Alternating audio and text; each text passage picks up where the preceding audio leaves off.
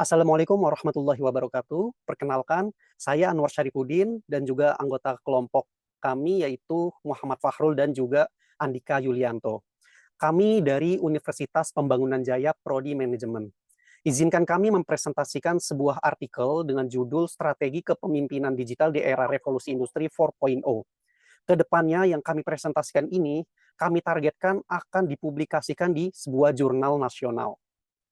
Sebelum kita berlanjut ke key point, di sini saya akan membahas latar belakang kenapa strategi kepemimpinan digital sangat penting dalam konteks era ini. Yang pertama yaitu revolusi industri 4.0 yang juga dikenal sebagai revolusi industri cerdas, yaitu ditandai dengan gejolak besar dalam dunia manufaktur dan bisnis yang telah mengubah secara mendasar cara perusahaan beroperasi dan juga berkomunikasi. Era ini ditandai dengan peran sentral teknologi digital dalam setiap aspek kehidupan kita, termasuk di dalam dunia bisnis. Nah, perkembangan teknologi seperti Internet of Things, Artificial Intelligence atau yang biasa kita sebut dengan AI, robotika, dan analitik data telah mengubah pergerakan bisnis dengan cara yang belum pernah terjadi sebelumnya. Nah, kemudian yang kedua, revolusi industri 4.0 telah membawa perubahan besar dalam dinamika pasar, persaingan, dan juga kebutuhan konsumen. Perusahaan yang ingin tetap relevan dan berkelanjutan dalam era ini perlu mengadaptasi strategi kepemimpinan yang sesuai. Kepemimpinan digital menjadi sangat penting dalam menghadapi tantangan dan peluang yang dihadirkan oleh revolusi industri 4.0. Transformasi revolusi industri 4.0 telah memaksa perusahaan untuk mengubah model bisnis mereka. Proses produksi yang cerdas dan terkoneksi dengan setiap teknologi serta pemasaran yang semakin didorong oleh data telah mengubah cara perusahaan beroperasi. Kepemimpinan yang mampu mengarahkan perusahaan melalui transformasi ini adalah kunci kesuksesan jangka panjang. Kemudian yang ketiga, teknologi digital telah memungkinkan fleksibilitas dalam cara orang bekerja. Karyawan dapat bekerja dari jarak yang jauh, dan timnya bisa tersebar di seluruh dunia. Kepemimpinan digital harus mampu mengelola tim yang berbeda secara geografis, serta memahami dinamika kerja yang berubah dengan cepat. Perkembangan teknologi terus bermunculan, dan perusahaan harus mengintegrasikan teknologi ini ke dalam operasional mereka. Kepemimpinan digital harus memahami tren teknologi dan membantu perusahaan memanfaatkannya untuk mencapai keunggulan yang kompetitif.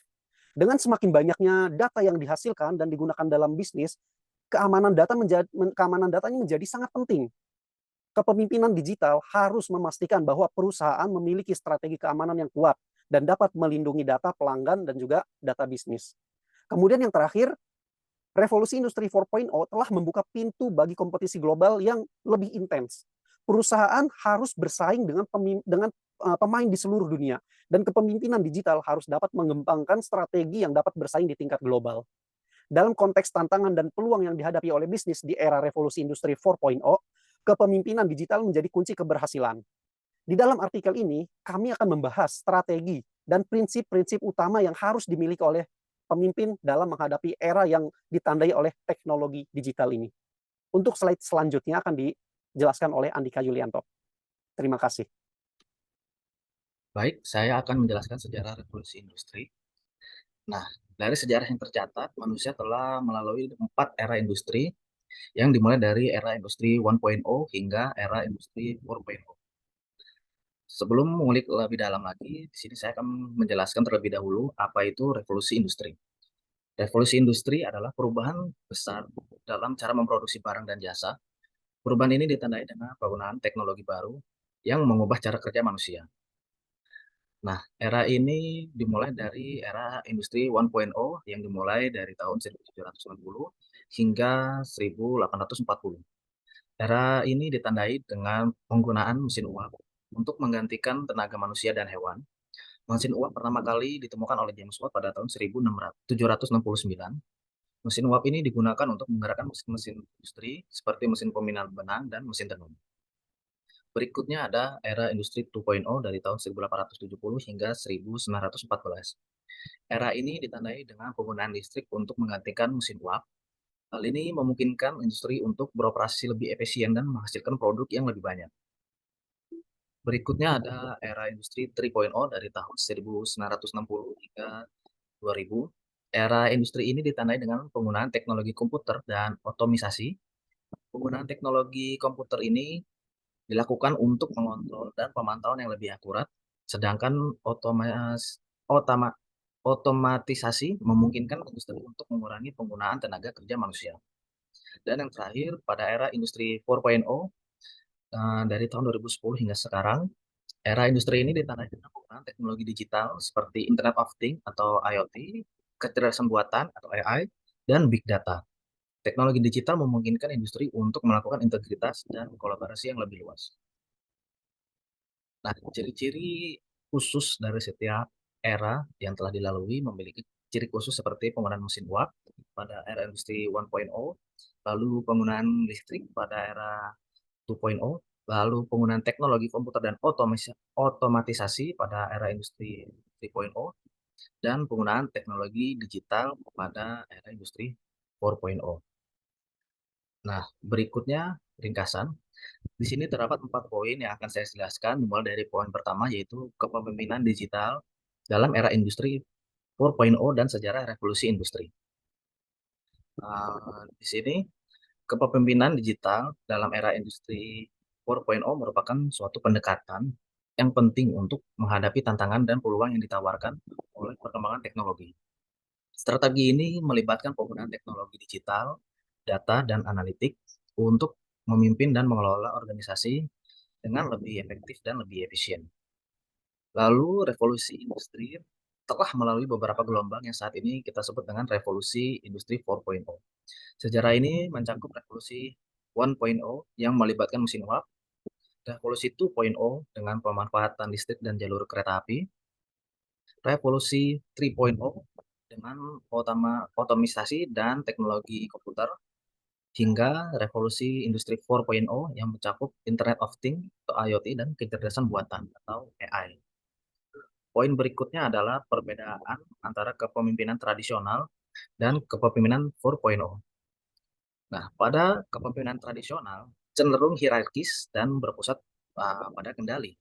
Sementara kepemimpinan 4.0 lebih berfokus pada kolaborasi, inovasi, dan pemanfaatan teknologi. Kepemimpinan 4.0 mendorong pemimpin untuk menjadi fasilitator dan penggerak perubahan yang responsif terhadap perkembangan teknologi. Poin berikutnya adalah pemanfaatan teknologi era revolusi industri 4.0. Nah, di era revolusi industri 4.0 ini, dengan memanfaatkan teknologi dan data, pemimpin dapat membuat keputusan yang lebih cerdas, mengoptimalkan proses bisnis, dan menciptakan lingkungan kerja yang lebih inovatif dan adaptif. Berikutnya ada metode penelitian. Nah, pembuatan jurnal ini menggunakan metode studi literatur, yaitu metode penelitian yang digunakan untuk mengumpulkan data dari sumber-sumber primer dan sekunder seperti jurnal, buku, artikel, dan situs-situs web. Dalam metode studi literatur, peneliti mengumpulkan data dari jurnal yang sudah ada untuk mendukung argumen atau hipotesis yang diajukan dalam penelitian. Data yang dikumpulkan dari jurnal dapat berupa data kuantitatif, kualitatif, dan gabungan dari keduanya. Nah, berikutnya akan dijelaskan oleh teman saya, yaitu Muhammad Faruk. Baik, selanjutnya saya akan membahas tentang key points. Yang pertama yaitu keterampilan utama untuk revolusi industri 4.0. Yang kedua, perbedaan antara kepemimpinan tradisional dengan kepemimpinan 4.0.